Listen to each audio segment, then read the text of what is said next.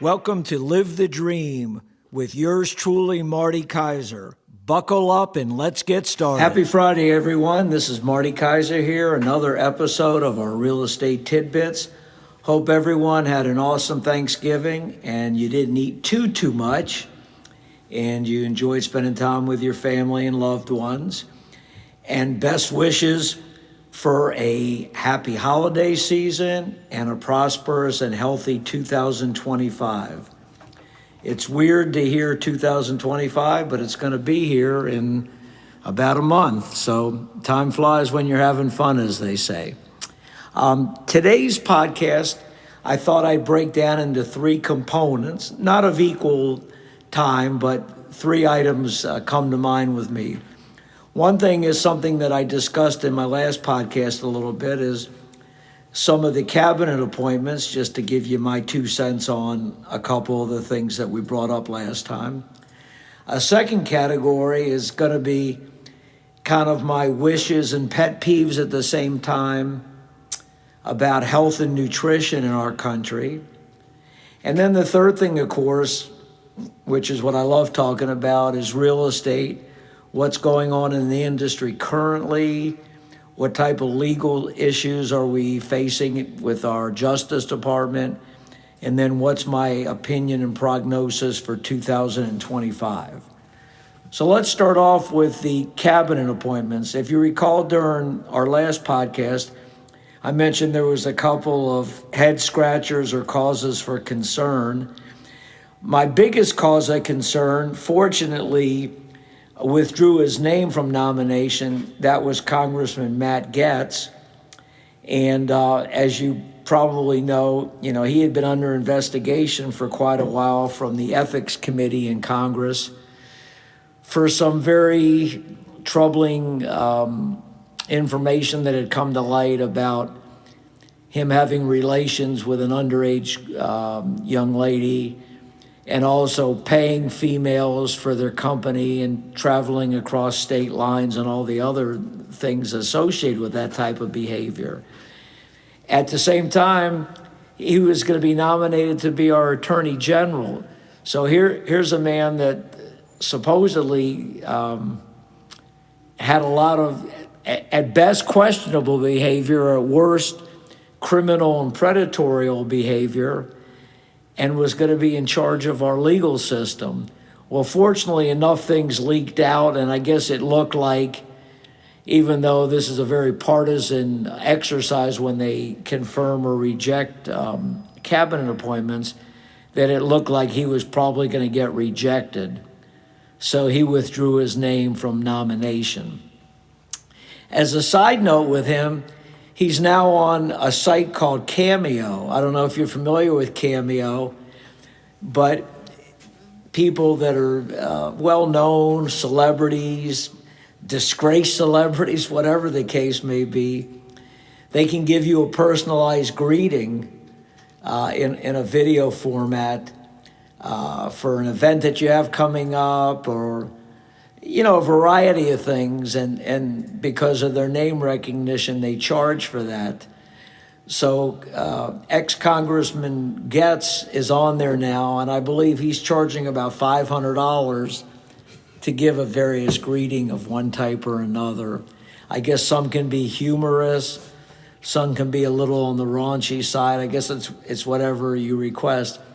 A couple other names of note that are on that, just to give you an idea of some of the caliber of people on there.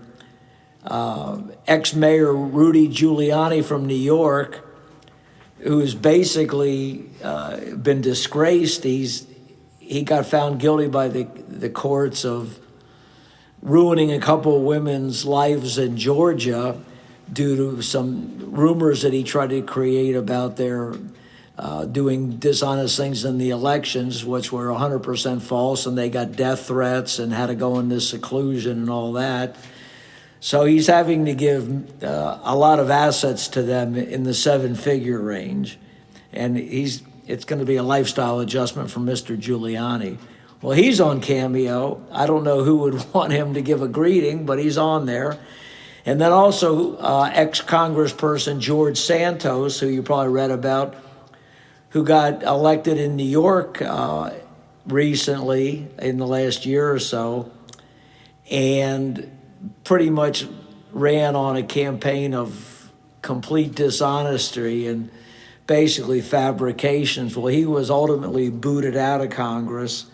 So now he's on this site. And from what I read, he's making some money doing that. So that's America. No matter how disgraced you are, you can make money.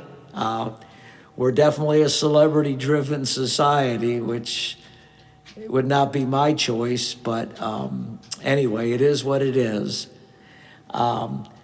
So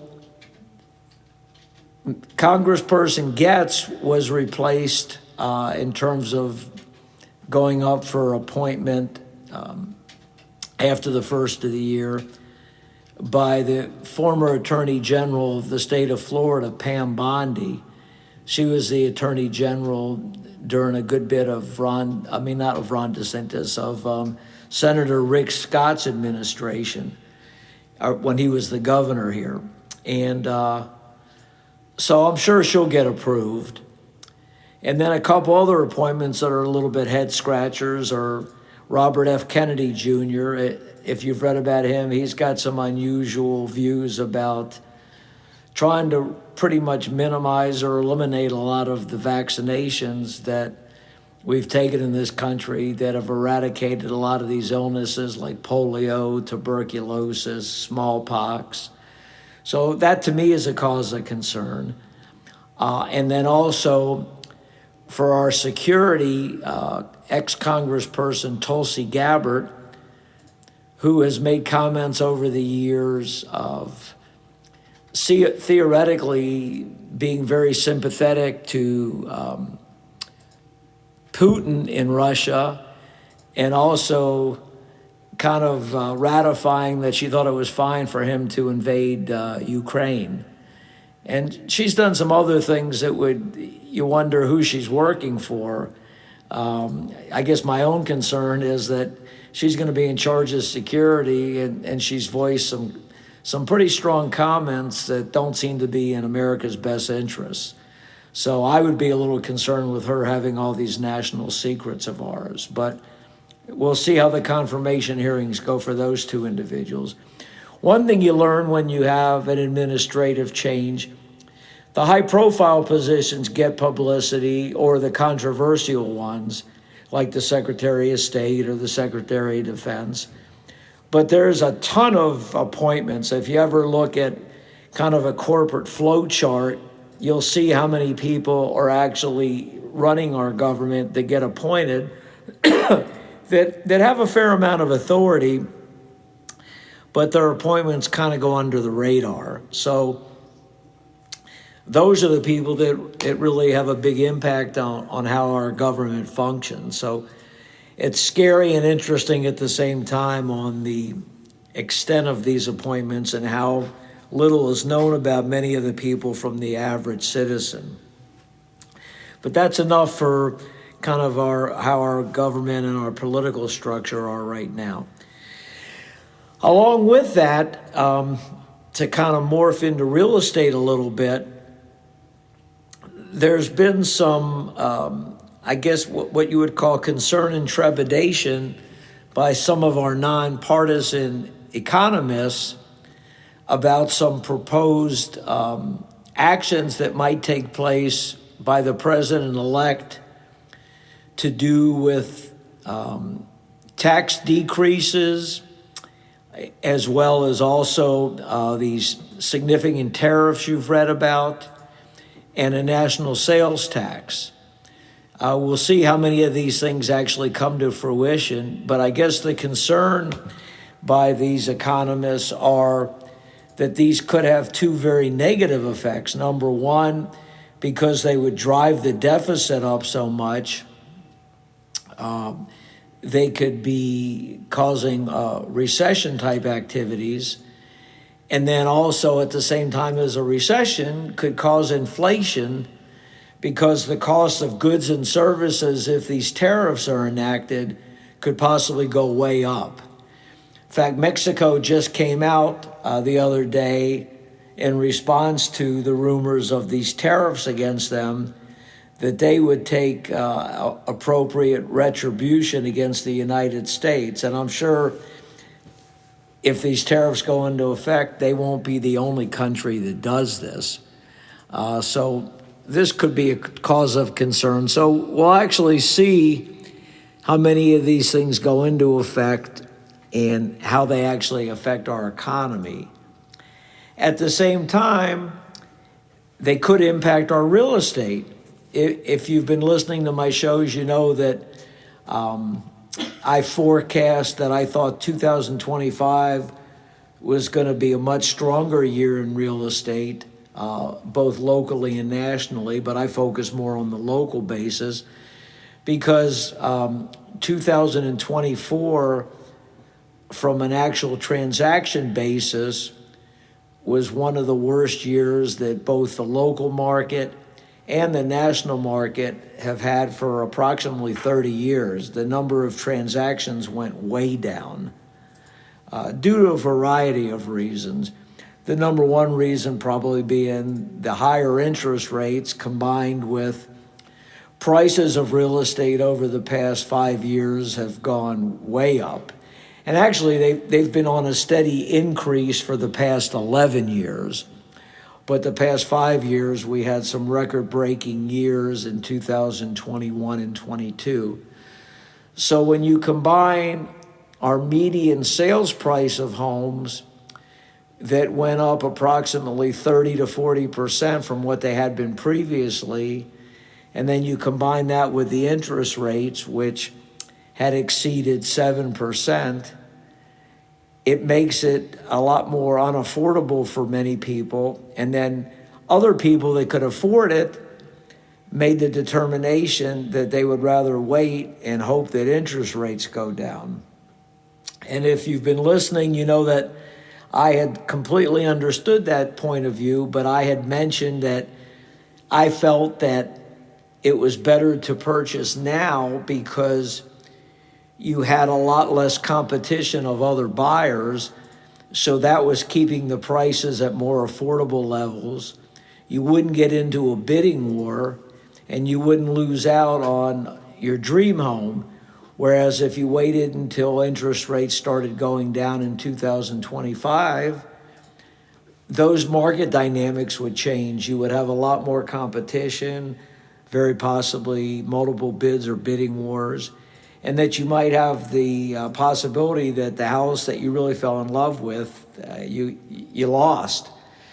And once you lose one or two of your houses that you really love, it always makes it harder to make a decision because you're comparing it to what you didn't have. So for those reasons, I felt it was better to try to purchase now. But some of these potential negative consequences of the actions that I mentioned are raising concerns that interest rates are going to stay high or possibly go even higher, especially the first part of 2025. I still feel reasonably confident that the interest rates will start to decline, but it might be later in the year than I had expected or hoped for. So I'm going to be carefully monitoring how these proposed changes impact the economy, and I will keep you fully apprised on this and how I feel that's impacted not only the local market when I speak during the podcast, but how I forecast the future market to be. But everybody has their own opinion on things, but the proof is in the pudding, so to speak. When you look at the previous administration, which I define as the beginning of 2021 till really the summer of 2024, because once the summer passed by, then people were more focused on the election. The real estate market for that 3.5 year period overall did quite well. Prices went way up, which for sellers obviously is a good thing. For the first half of that 3.5 year period, the real estate market was exceedingly busy because people were buying. There was a lot of momentum created by the pent-up demand from COVID. Also, unemployment was continuing to go back down.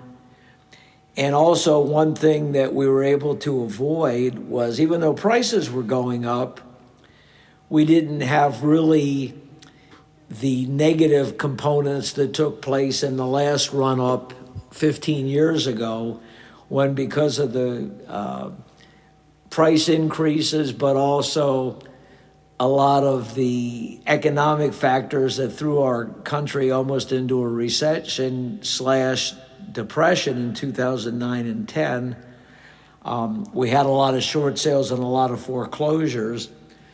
So a lot of people that had purchased prior to that date, unfortunately, took a significant beating and many times had to give their house back to the bank, where we completely avoided that this time due to different factors. But I think one thing that was overlooked, regardless of what your political viewpoints are, were that some of the moves made by the current administration, along with the Federal Reserve and the different dynamics that affected real estate, kept foreclosures down to a bare minimum, and you saw really no short sales at all. So I was very happy about that. I was obviously, because I was in real estate when the last recession, depression hit in the 2008-2010 timeframe, I was concerned about it this time, but we were able to avoid it. So you got to give credit where credit's due, even though things sometimes tend to get misrepresented or embellished of things that you read in the media or on the internet. So we'll see what happens with real estate. Last but not least was, I wanted to, now that we're in the holiday season and people tend to overindulge a little bit, I wanted to talk about health a little bit. It just came out recently that the forecast is, in approximately 20 to 25 years, over half the population in the United States is going to be classified as being obese. Well, that's a mind-boggling statistic, and it's not a good statistic. The thing that I would try to focus on is we have 20 to 25 years before that percentage goes up that significantly. We need to be proactive. I kind of scratch my head. Even though you hear more about health nowadays, you don't hear nearly enough about it. And good health starts at a younger age. It starts with the media giving accurate information, parents trying to share better and healthy lifestyle habits with their children, because health and lifestyle are learned behaviors. You're not born with a predetermination that you want to drink sodas, that you want to eat a lot of sugary products, that you want to smoke cigarettes, that you want to drink a lot of alcohol, whatever those type of things that are not in your best interest. So that's learned behavior. So if everybody focused a little bit more in trying to impart healthier lifestyle on their children, they in turn would be healthier as adults, and they would impart that on their children. And what does that cause? Well, that would hopefully create less unhealthy and obese people, less reluctance on medicine, people increasing their mortality. But more importantly, while people are alive, they can function in better health, they can have more energy, they can be more positive, they can ward off a lot of inflation and aches and pains that people are associated with as you get up in age. It kind of boggles me a little bit that people say, I'm getting older, so I just have to deal with that stuff. No, you don't have to deal with it. Now, some things are genetic, so I can't say that 100% of those things would be warded off.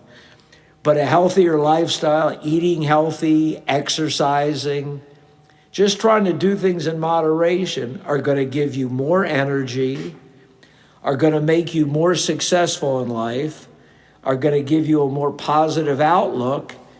You're going to want to get out of bed in that day. You're not going to complain about inflammation, because inflammation is one of the major complaints that people have nowadays. And it doesn't have to be that way, but you have to be accountable for your own health. And there's too many people in our medical field that they're just like pill dispensers. Every time you go in with something that's bothering you, they're going to give you a pill for it. So it might let that particular ailment of yours be under control, but it's never eradicating it. And the whole objective would be is to eradicate these things before you get them. And we kind of work backwards in this country. We're not proactive in a lot of ways, health being one of them. We're reactive. And I think, unfortunately, there's a lot of conflict of interest in our health business. You have all these pharmaceutical companies who make a fortune, and they have huge markups, and they try to promote their products to doctors, and then you have some doctors that are getting compensated by pharmaceutical companies. There's a lot of conflict of interest. So you really have to take personal accountability for your health and do research. And don't believe everything that you hear. And I think you, your family, your children would maintain a much healthier lifestyle, be more productive citizens, and feel better. And everybody, I would assume, would like to feel better. You know, knock on wood, I'm very thankful that most of these things that I talk about, I haven't experienced. So, you know, I do try to watch what I eat. I'm not a crazy person in the sense that I do occasionally eat unhealthy things, but I do try to limit my processed foods, which everybody pretty much knows are not healthy for you. I do try to exercise as regularly as I can, get my cardiovascular system pumping to create better health for my heart and keep me sharp mentally. Knock on wood, I haven't really had too many inflammatory related things. So I do put a lot of time and effort into that. And I have been influenced by my wife too. My wife also, besides being in real estate, she gives personalized training, and she focuses more on people that haven't exercised or that people that are past a certain age, because she knows they need more expertise and they've gotten bad habits over the years. So exercise is even more important for them, and they need to do it in a gradual basis. But the results she's getting with a lot of these 40-plus people or people that, you know, came in that hadn't exercised in years has been very impressive. They don't have the inflammation they had. They have a much more positive outlook on life. They've dropped some clothes sizes, and they've done it the right way. You know, you hear about all these weight loss products that people take, and the only thing that I'll say is they'll make you look a lot thinner, but nobody knows what the long-term ramifications of these weight loss products are going to be. And obviously there's a multi-billion-dollar industry, so you're not necessarily going to hear about the negative ramifications, and they don't really know about them. So it's a lot better, even though it's not going to give you overnight results, to try to get into a healthier lifestyle the natural way. So those are some of the things that I wanted to chat about today.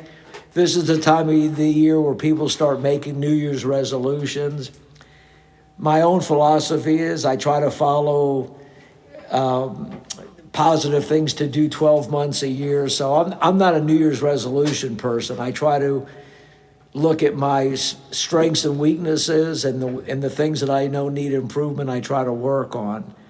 But if you're the kind of person that needs to make resolutions, by all means do that, because it's never too late to get better habits.